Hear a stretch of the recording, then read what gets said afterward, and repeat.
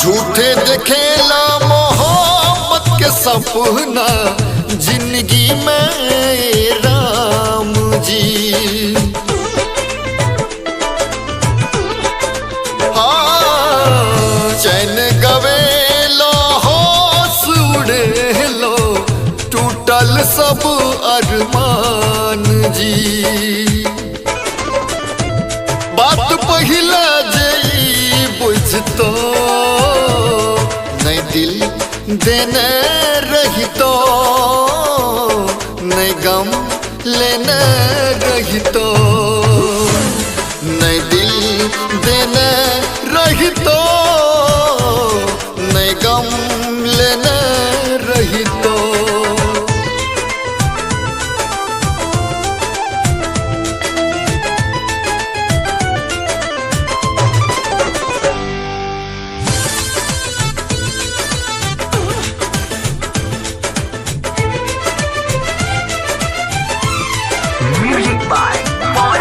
प्यार के सबटा कसम तोड़ देल दिल में देल एहन जखम।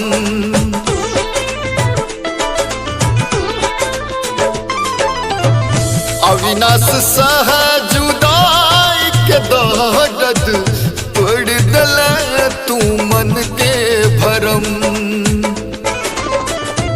सहल जाता हम सहितो नहीं दिल देने रही तो नहीं गम लेने रही तो नहीं दिल देने रही तो नहीं गम लेने रही तो।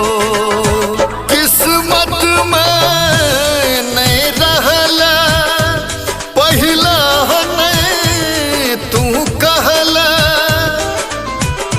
किस्मत में नहीं रहला पहिला नहीं तू कहला। प्रेम धारा में नहीं बही तो नहीं दिल देना रही तो नहीं गम लेना रही तो नहीं दिल